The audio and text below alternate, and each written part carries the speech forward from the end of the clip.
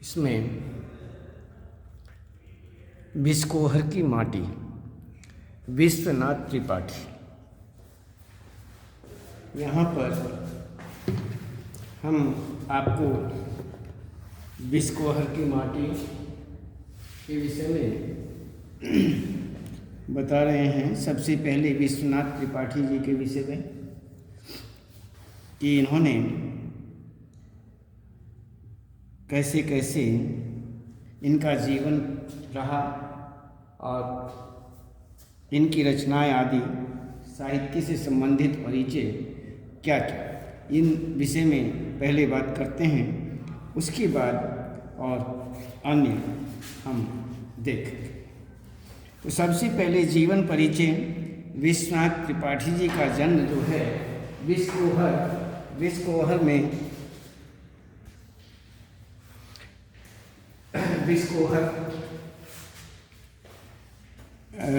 विश्वनाथ त्रिपाठी जी का जो जन्म है बिस्कोहर गांव, जिला बस्ती, सिद्धार्थनगर, उत्तर प्रदेश।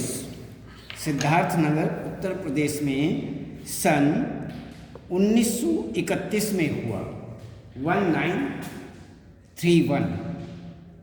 1931 में हुआ। उनकी प्रारंभिक शिक्षा गांव में हुई। तत्पश्चात बलरामपुर कस्बे में आगे की शिक्षा प्राप्त की। उच्च शिक्षा के लिए वे पहले कानपुर और बाद में वाराणसी गए। उन्होंने पंजाब विश्वविद्यालय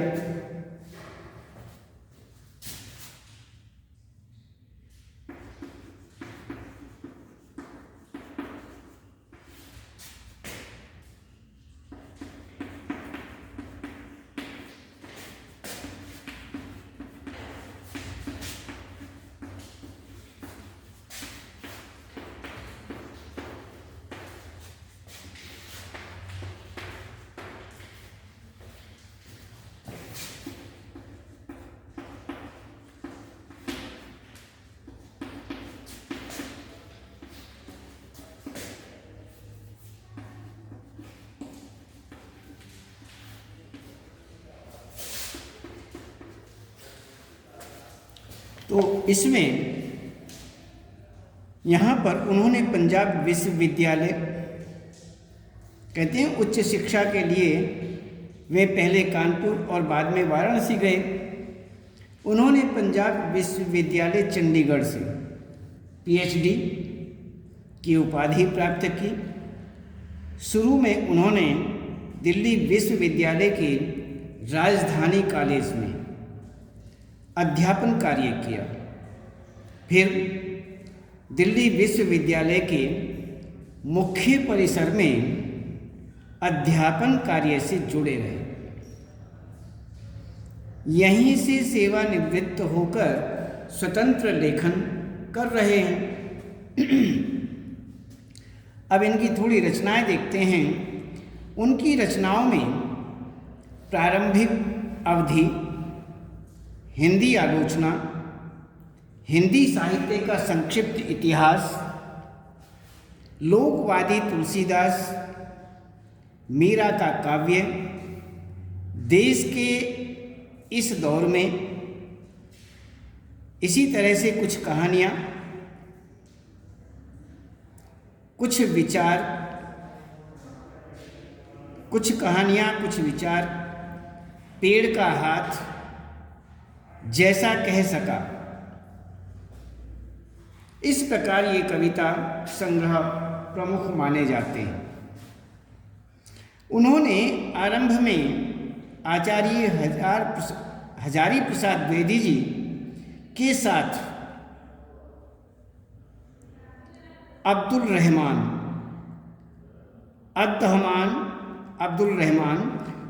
के अपभ्रंश काव्य संदेश रासक का संपादन किया।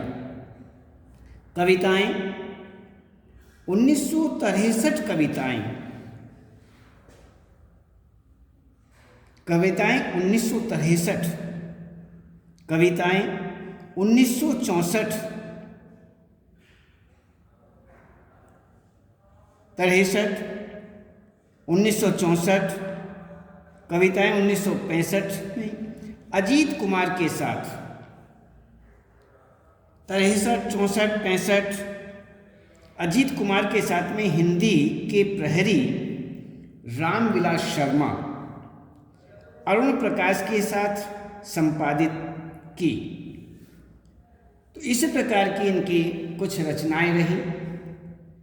साहित्यिक इनका जो परिचय है वो थोड़ा संक्षिप्त रूप में इस प्रकार, विश्वनाथ त्रिपाठी जी की भाषा शैली अत्यंत रोचक एवं सरस है। जगह जगह आंचलिक शब्दों, सुक्तियों और ठेठ अवधी भाषा के शब्दों के प्रयोग से भाषा सजीव हो उठी है। ग्रामीण परिदृश्य का त्रिपाठी जी ने अत्यंत सुंदर वर्णन किया है। लोक भाषा में मुहावरों का प्रयोग ग्रामीण क्रियाकलापों को साकार रूप में हमारे सामने प्रस्तुत कर देता है। तो इस प्रकार से यहाँ पर इनका विश्वनाथ त्रिपाठी जी का जीवन परिचय संक्षिप्त रूप में ही, संक्षिप्तीकरण के अंतर्गत ही संक्षिप्त में जीवन परिचय, रचनाएं, साहित्यिक परिचय हुआ। अब हम इनको, इन्होंने यहाँ पर विष कोहर की माटी नामक शीर्षक से ये कहानी हमारे सामने प्रस्तुत की।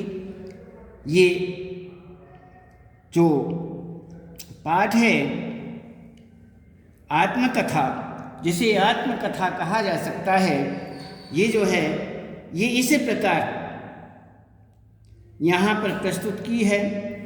वो इसका सार क्या है, इस पाठ का, इस आत्मकथा का सारांश क्या है, इसके विषय में बात करते हैं। यहाँ पर विष कोहर की माटी नामक यह जो पाठ विश्वनाथ त्रिपाठी की आत्मकथा नंगा तलाई का गांव का एक अंश मात्र है, अंश है। नंगा तलाई का गांव एक आत्मकथा है। उस आत्मकथा में से ये एक अंश लिया हुआ है।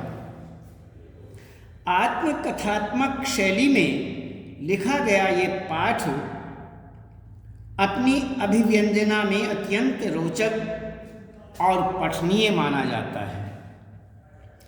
लेखक ने उम्र के कई पड़ाव पार करने के बाद, उम्र के कई पड़ाव पार करने के बाद अपने जीवन में माँ, गांव और आसपास के प्राकृतिक परिवेश का वर्णन करते हुए ग्रामीण जीवन शैली, लोक कथाओं, लोक मान्यताओं को पाठक तक पहुंचाने की कोशिश की है। गांव शहर की तरह सुविधा युक्त नहीं होते। ये सब जानते हैं कि जो गांव हैं वो जिस प्रकार से शहर में सुविधाएं होती हैं, सुविधा युक्त होते हैं शहर, उस तरह से गांव नहीं होते। तो बल्कि प्रकृति पर अधिक निर्भर रहते हैं। प्रकृति का जो आधार है, प्रकृति पर ही ज़्यादातर निर्भर रहते हैं। इन निर्भरता का दूसरा पक्ष प्राकृतिक सौंदर्य भी है, जिसे लेखक ने बड़े मनोयोग से लिया, जिया और प्रस्तुत किया। तो इस प्रकार से उन्होंने प्राकृतिक सौंदर्य भी देखा, जिया और प्रस्तुत किया। लेखक गांव के प्राकृतिक परिदृश्य के बारे में बताते हैं कि बिस्कोहर गांव में कमल के फूल खिलते हैं। यहाँ कमल ककड़ी को खाया नहीं जाता, कमल से अधिक बहार कोइयाँ की थी। इसे कुमुद भी कहते हैं। यह लगभग सारे उत्तर भारत में पाया जाता है। चांदनी रात में इसकी जो पत्तियां हैं एक रंग की हो जाती हैं। तालाबों में सिंघाड़े होते हैं। सर्दी में हर सिंगार खिलता है। गांव में बच्चे प्रकृति के बेहद नज़दीक होते हैं।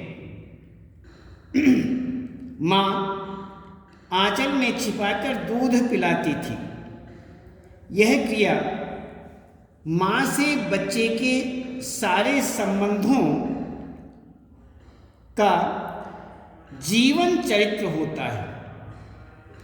माँ के अंक से लिपटकर माँ का दूध पीना जड़ के चेतन होने यानी मानव जन्म लेने की सार्थकता है।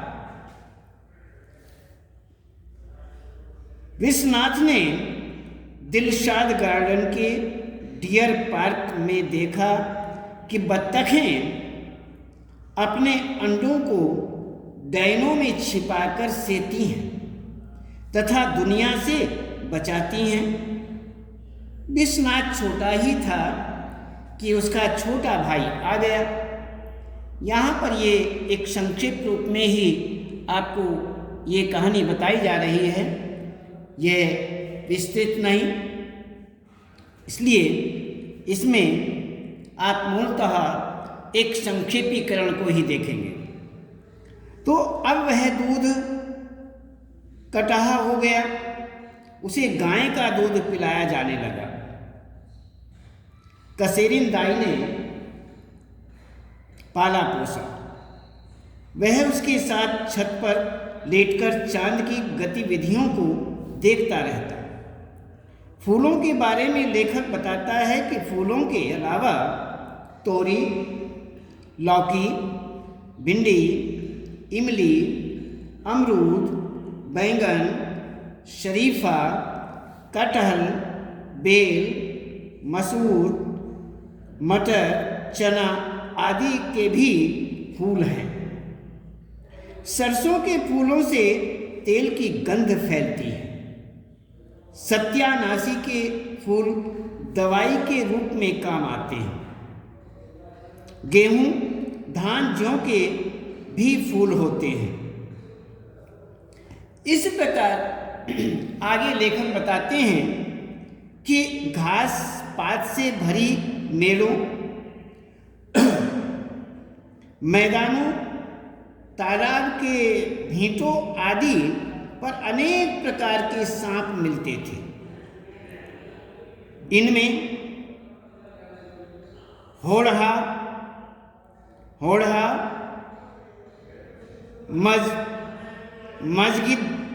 मजगी दवा,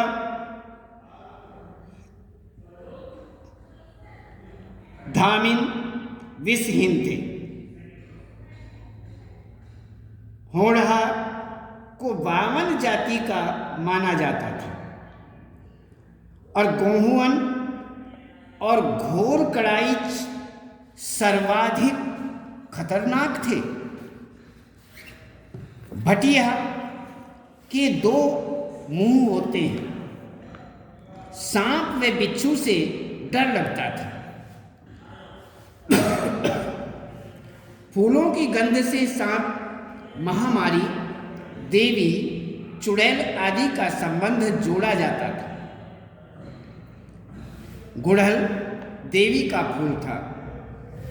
बेरी के फूल से बर्रे तथा ततैया का डंक झड़ जाता है। गर्मी में लू से बचने के लिए प्याज बांधना, आम का पना देह में लेपना, नहाना आदि क्रियाएं की जाती थी। वर्षा ऋतु में वर्षा ऋतु जो है, उस वर्षा ऋतु में पहले बादल घिरते, गड़गड़ाते, फिर वर्षा होती। इस ऋतु में तबला, मृदंग तथा सितार का संगीत होता है। बरसात से पुलकित कुत्ते, बकरी, मुर्गी, मुर्गे आदि बेमतलब इधर उधर भागते हैं। पहली वर्षा से फोड़े फुंसी ठीक हो जाते हैं। मच्छर मकोड़े आदि भी अधिक होते हैं। बाढ़ आने से तकलीफ भी होती थी, परंतु कुदरत निखर उठती थी। खेतों में पानी देने के लिए छोटी छोटी नालियां बनाई जाती, उसे बरहा कहते थे। तो इस प्रकार से बड़ा ही रोचक वर्णन यहाँ पर किया गया है। तो जाड़े की धूप और चैत की चांदनी में अधिक फर्क नहीं होता। यहीं पर लेखक ने एक औरत को देखा। एक औरत देखते हैं, वह विश्वनाथ से कम 10 वर्ष बड़ी होगी। चांदनी रात में जूही की खुशबू आ रही थी। विश्वनाथ के प्राणों में खुशबू बसती थी। ऐसे मौसम में वह औरत विश्वनाथ को औरत के रूप में नहीं, जूही की लता के रूप में दिखाई दे रही थी। प्रकृति सजीव नारी बनकर के प्रत्यक्ष रूप से सामने दिखाई दे रही थी। बाद में वह नारी मिली भी और बहुत हिम्मत करके उन्होंने अपनी भावनाएं व्यक्त की। वह आजीवन उससे शर्माते रहे। इस प्रकार से बाद में मिलना हुआ।